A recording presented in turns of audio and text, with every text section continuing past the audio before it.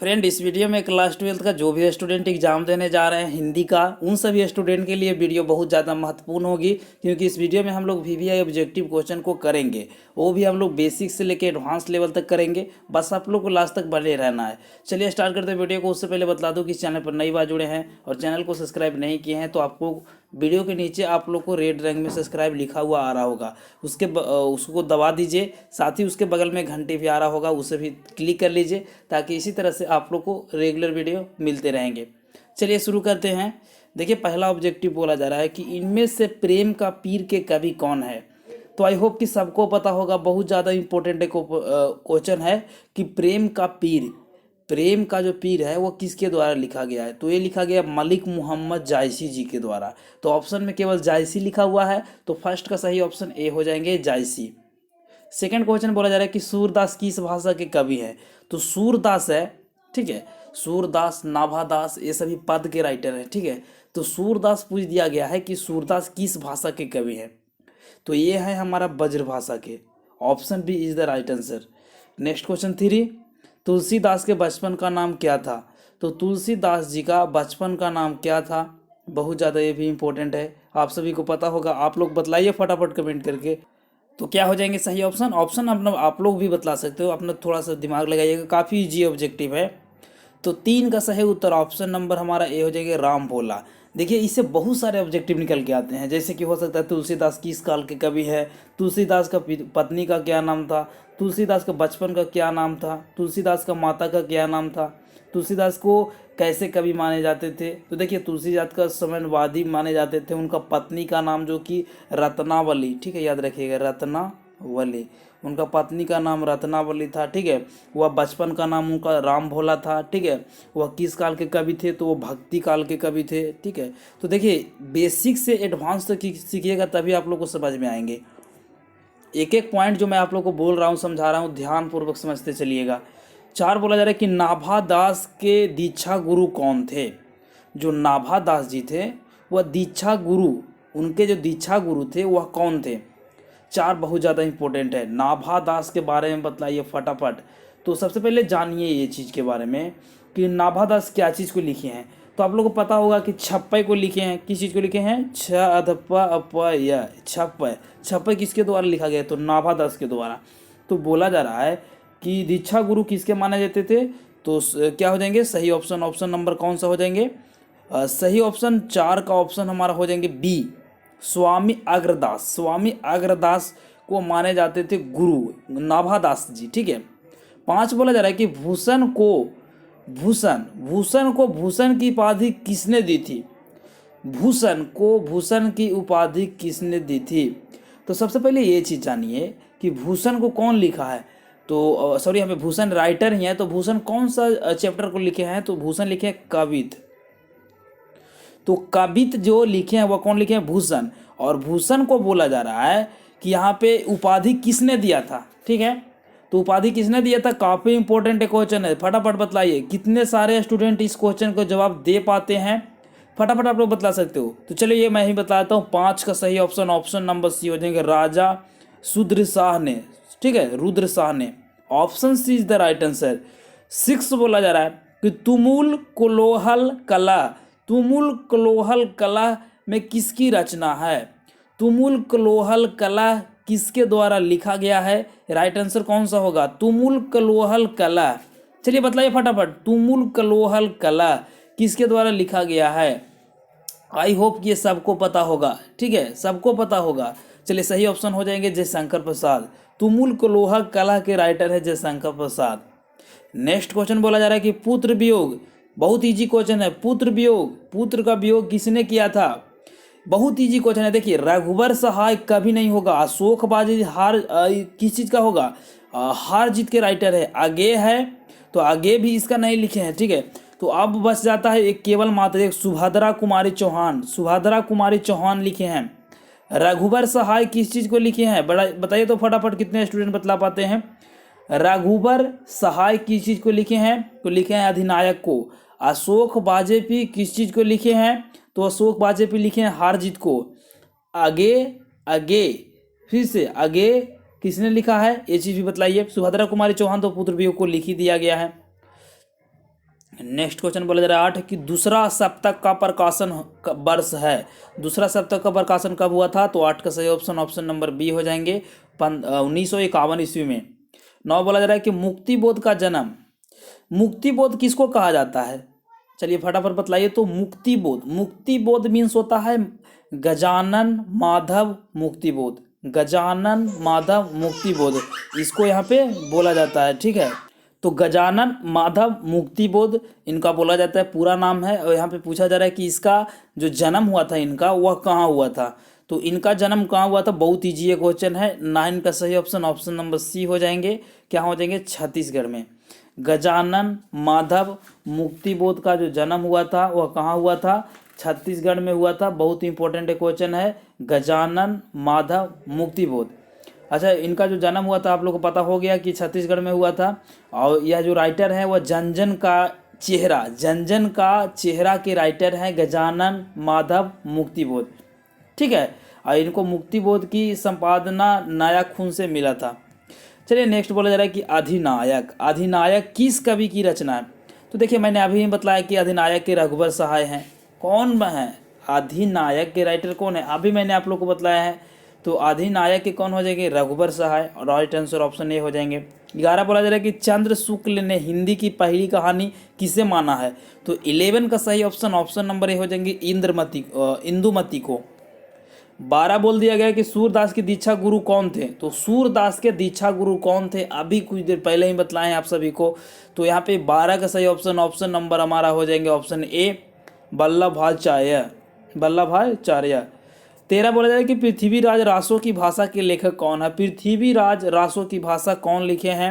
तो देखिए 13 का जो सही ऑप्शन होगा हमारा नामवर सिंह के द्वारा लिखा गया। ठीक है, और नामवर सिंह एक और चैप्टर को लिखे हैं। ठीक है, नामवर सिंह एक और चैप्टर को लिखे हैं, वो मैं आप लोगों को लास्ट में बता दूंगा। ठीक है, चलिए नेक्स्ट क्वेश्चन बोला जा रहा है 14 की सूरदास के दोनों पदों में किस रस की अभिव्यंजना हुई है?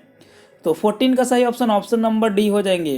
क्या हो जाएंगे? वात्सल्यमय रस की। ठीक है, नेक्स्ट क्वेश्चन 15 के निम्नलिखित में से कौन है जो कि उसने कहा था शीर्षक कहानी के लायक है? तो उसने कहा था कौन लिखे हैं? तो कहानी का यहाँ पे राइटर पूछा गया है या पूछा गया कि शीर्षक कहानी का नायक, नायक पूछ दिया गया है। ठीक है, तो उसने कहा था पंडित चंद्रधर शर्मा गुलेरी जी के द्वारा लिखा गया है। लेकिन मुख अगर इसमें शीर्षक कहा जाए, नायक कहा जाए, तो इसमें कौन था? तो इसका सही ऑप्शन हो जाएंगे लहना सिंह। नेक्स्ट क्वेश्चन है 16 कि वैरवय रामायण किनकी रचना है? तो रामायण आई होप कि सबको पता होगा। 16 का सही option option number D Tulsidas. 13 बोला जा रहा है कि सर्दियों का संताप के लेखक कौन है? तो सर्दियों के संताप के लेखक हैं हमारे ओम प्रकाश वाल्मीकि जी। और ओम प्रकाश वाल्मीकि जी और भी काफ़ी सारे चैप्टर को लिखे हैं। नेक्स्ट क्वेश्चन बोला जा रहा है कि 18 कि उसने कहा था किस प्रकार की कहानी है?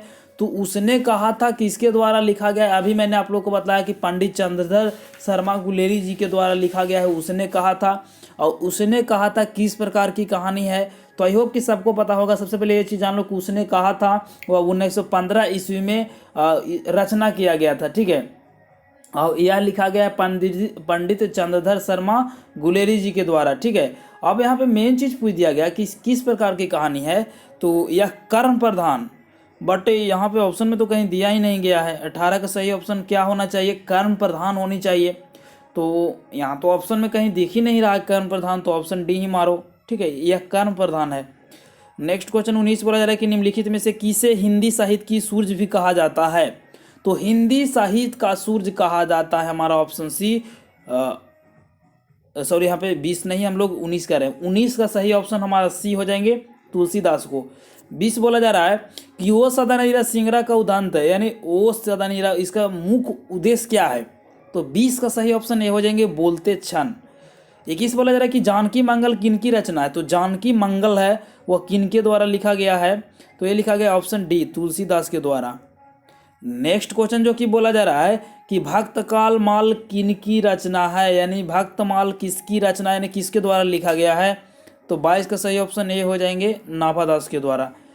नेक्स्ट क्वेश्चन अब बोला जा रहा है 23 बोला जा रहा है कि अर्धनारीश्वर किस विधा से संबंध रखती है? तो अर्धनारीश्वर है वह किस चीज़ से संबंध रखती है। ठीक है, तो अर्धनारीश्वर, सबसे पहले ये चीज़ जान लो कि अर्धनारीश्वर के राइटर है कि रामधारी सिंह दिनकर जी। अब रामधारी सिंह दिनकर जी हैं तो बोला जा रहा है कि किस विधा से है, तो बहुत ईजी ये भी क्वेश्चन है, आप लोग आई होप कि सबको पता होगा। यह एक निबंध है, तो 23 का ऑप्शन हमारा बी हो जाएंगे राइट आंसर।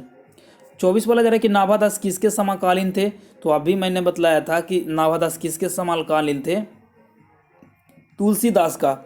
25 बोला जा रहा है कि गीतावली किनकी रचना है, तो गीतावली है वह किसके द्वारा लिखा गया है, तुलसीदास के द्वारा। बहुत ज़्यादा इन्होंने लिखे हैं, फिर से देखिए वही क्वेश्चन। 26 बोला जा रहा है कि निर्भिमान में कौन सा उपसर्ग प्रत्यय, देखिए उपसर्ग प्रयुक्त किया गया है। उपसर्ग बोला जा रहा है कि कौन सा लगा हुआ, उपसर्ग किसी भी सेंटेंस या वाक्य के आगे लगा हुआ रहता है, शब्द के पहले लगा हुआ रहता है, तो उस चीज़ को बतलानी है कि निर्भिमान में कौन सा उपसर्ग है, यानी आगे क्या चीज़ लगा हुआ है। तो यहाँ पे 26 का सही ऑप्शन नंबर हमारा ए हो जाएंगे नीर।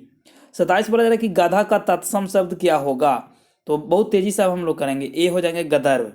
28 बोला जा रहा है कि घोटक का तत्भव शब्द क्या होगा, तो घोटक का तत्भव शब्द होगा घोड़ा, संस्कृत शब्द है, ठीक है, घोटक। 29 बोला जा रहा है कि खून सवार होना मुहावरे का किस अर्थ का प्रयोग होता है, तो खून सवार होना यानी किसी का खून सवार है अपने सिर पे, तो उसका मतलब क्या होगा। 29 का सही ऑप्शन ए हो जाएंगे किसी को मार डालने का उन्होंने एकदम उदाग्ध है, ठीक है। 30 बोला जा रहा है कि कस्तुति किसका पर्यायवाची है, तो 30 का सही ऑप्शन नंबर हमारा ए हो जाएंगे मृगमद का। 31 बोला जा रहा है कि अमरस किसका पर्यायवाची है, तो अमरस आई होप कि सबको पता होगा, अमरस जो कि क्रोध का है। 32 बोला जा रहा है कि सुरेंद्र में कौन सा संधि है, तो संधि को पूछ दिया गया है कि सुरेंद्र में कौन सा संधि है, तो संधि यहाँ पे कौन सा है। 32 का सही ऑप्शन नंबर बी हो जाएंगे गुण संधि। 33 बोला जा रहा है कि चंद्रिका का तत्भव शब्द क्या होगा, तो चंद्रिका का तत्भव शब्द चांदनी होगा। 34 बोला जा रहा है कि वह कवि जो तत्काल कविता करने में कुशल हो उसे क्या कहेंगे, तो उसे हम लोग कहेंगे क्या कहेंगे, आशु कवि। नेक्स्ट क्वेश्चन 35 पंकज में कौन सा समास है, तो पंकज में हमारा बहुब्रीहि समास है। 36 बोला जा रहा है कि सौभाग्य का तत्सम शब्द क्या होगा, तो सौभाग्य का तत्सम शब्द क्या होगा, तो यहाँ पे 36 का सही ऑप्शन नंबर हमारा बी हो जाएंगे सुहाग। 37 बोला जा रहा है कि धूप का लिंग निर्णय कीजिए, धूप स्त्रीलिंग है या पुरलिंग। 37 का सही ऑप्शन नंबर हमारा बी हो जाएंगे स्त्रीलिंग। 38 बोला जा रहा है कि जिसे मापा ना जा सकते उसे कहलाता है, तो 38 का सही ऑप्शन डी हो जाएंगे अपरिमेय। 39 बोला जा रहा है कि जय का लिंग निर्णय कीजिए, जय क्या है, पुल्लिंग स्त्रीलिंग है उभयलिंग है। 39 का सही ऑप्शन बी हो जाएंगे स्त्रीलिंग है। 40 बोला जा रहा है कि मकरंद किसका पर्यायवाची है, तो मकरंद किसका पर्यायवाची है। 14 का सही ऑप्शन नंबर हमारा क्या हो जाएंगे सी हो जाएंगे कमल का।